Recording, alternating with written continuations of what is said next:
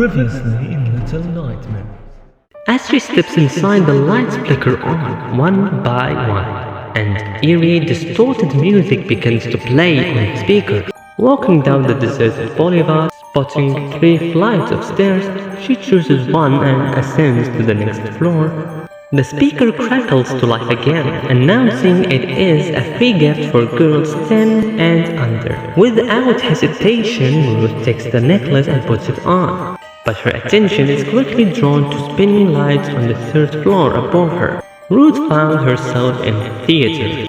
When Ruth ventures to the projector room, when she finally enters the room, Ruth sees the deformed eye-shaped projector staring back at them like a haunted cyclops.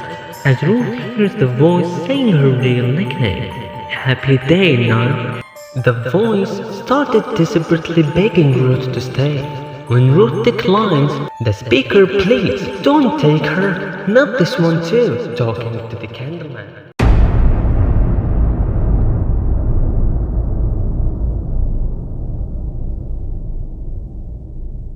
Later that day, Ruth and the counselor found themselves in the reunion room. The counselor brought up the mysterious disappearance from the previous night. He prodded Ruth about where she had vanished to, knowing full well she hadn't left the room. Confusion swept over Ruth as she had no memory of disappearing. Panic set in as she grappled with the idea of just vanishing into thin air. The counselor explained that her disappearance was a puzzling anomaly. Leaving the reunion room, Ruth enters the counselor's office. She found herself strapped to a contraption. The counselor explained it was the same brain monitoring machine he used during her sleep, now repurposed for her awake retelling of her nightmares. Ruth wasn't thrilled, having endured similar tests that involved uncomfortable props and tubes. With a click, Otto turned on the monitoring machine. Ruth began to narrate the events of her recent nightmare. She found herself in the distance. The echoing sounds of laughter and screams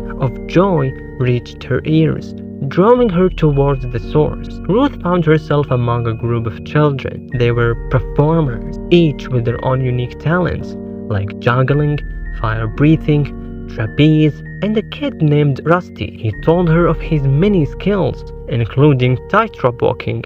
The performers' voices echoed around her, their jovial chatter masking an underlying sense of unease. Ruth could sense it, their forced confidence, their desperate attempts to maintain the illusion of normalcy. Rusty asked Ruth if she wanted a ride on the Ferris wheel. As she agreed, a sense of belonging creeping into her veins. The group moved through the carnival, past twisted games and ominous booths until they reached the towering Ferris wheel. Each bear took their seats. She found herself sitting next to Rusty. Rusty advised her to look down, not out. Following his advice, Ruth turned her gaze downwards, focusing on the platform they were on rather than the vast sky around them. For the first time in what seemed like forever, Ruth felt a flicker of happiness as she sat on the giant Ferris wheel. Rusty pointed to a massive tent in the distance, calling it the Big Top, where he and his friends would soon perform a big show. Rusty told her he hated to perform, asking why he does it then. Rusty tells Ruth they force us. Whatever they say goes. He explained that they were preparing for a special show. Ruth's role was crucial. She was to act as a lookout and a signal if she saw a man in purple suit when he be walking across the tightrope. As Ruth agreed to be his lookout, she suggested a code they would both know, Big Top, in reference to the tent he spoke of earlier. Ruth asked Rusty his goal to escape the carnival. Rusty tells her no, his aim is to escape the entire rotten world they're in. Then we learn through Ruth's observation that all the places she experienced during her nightmares were all connected, like the floors of a building, but they didn't work together. They were disjointed like pieces of a puzzle waiting to be solved. Later on, they reached the Big Top. Ruth was seated in the front row. Ruth's unease grew as she noticed the people entering the tent were oddly shaped, their faces resembling distorted caricature. Ruth's attention was drawn to the the stage, where a kid in red coat performed, mesmerizing her by his magic tricks. The crowd was enthralled, and even Ruth found herself captivated. But then the final trick, a disappearance, leaving only the red coat behind. From the coat emerged two children, wielding sticks that spewed fire from their mouths. Suddenly, Ruth remembered her role as a lookout. She scanned the audience, searching for the man in the purple suit, but he was nowhere to be found. Despite her duty, she found herself unable to look away from the captivating performance unfolding before her. The fiery spectacle of the fire breathers reached its crescendo, flames dancing and illuminating the tent with an eerie flickering glow. As they finished their act, the jugglers emerged from the shadows, taking the flaming sticks and hurling them high into the air, creating a mesmerizing display of danger and skill. Casting an intense beam of light on the top of the tent, where a tightrope stretched across the expanse, stood Rusty, ready to embark on his perilous journey across the tightrope. The audience transfixed by the sight before them. Ruth's gaze was drawn to the empty seat beside her, a seat that had been empty just moments ago. She saw him, the man in the purple suit. She realized she could feel them breathing. Both the man and the eerie lifeless dummy perched on his lap. The dummy's grotesque features seemed to come alive in the dim light, its lumpy face contorted into a wicked grin as it stared blankly at the spotlight above. As Rusty began his slow and steady walk across the tightrope, the man in the purple suit remained motionless beside her, his gaze fixed on Rusty. Suddenly, Ruth noticed something unsettling. The man had no eyes, yet she could feel his gaze piercing through her. It was as if he was looking directly into her soul. Ruth tried to look away, but her gaze was drawn back to the man as she heard him speak, his voice resonating. "Do you want to be part of the show?" Desperate to warn Rusty of the ominous danger, Ruth yelled out "Big Top," but her warning was drowned out by the roaring applause of the audience. As Rusty reached the end of the tightrope, instead of climbing down, Rusty began ascending towards a tier at the top of the tent. The man in the purple suit beside her remained eerily still, his dummy now gone.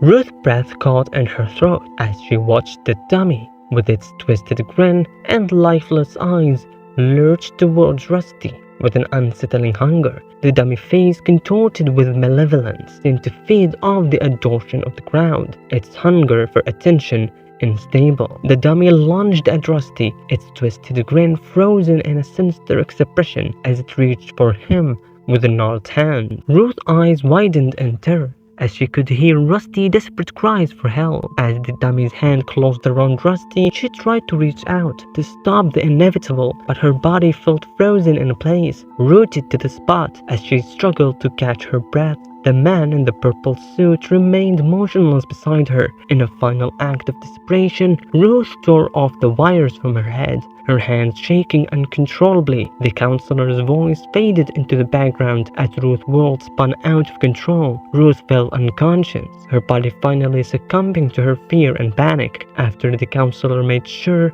she's safe and sound, he got back to his office and delved into the journals of his former professor. What he found challenged his beliefs and rattled the foundation of his understanding. Ruth's visions, once thought to be glimpses of only dreams and nightmares, now seemed to converge into a singular twisted dimension, a place she called the Nowhere. And last but not least, the Ferryman, a figure known as the Guardian at the Threshold. This mythical being, steeped in centuries of lore, now seemed all too real. It is told that he guarded the entrance to the Nowhere, a realm beyond comprehension. But why Ruth? Why had she been chosen to glimpse this hidden world? Returning to his office, the counselor resumed work on the apparatus, and finding out the radiology had confirmed a tumor in Ruth's right amygdala, a pea-sized anomaly with ominous implications. While it could explain some of Ruth's experiences, it couldn't account for everything. Contemplating whether to share this news with Ruth,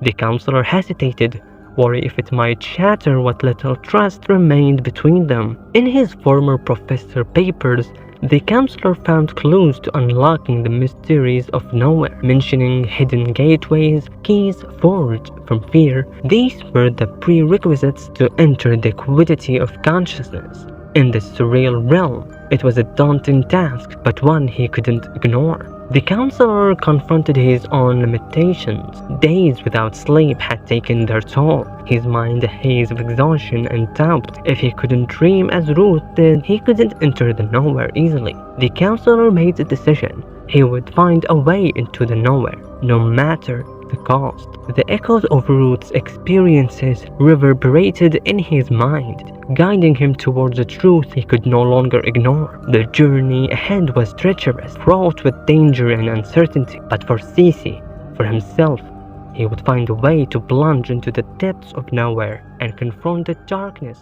that lurked within.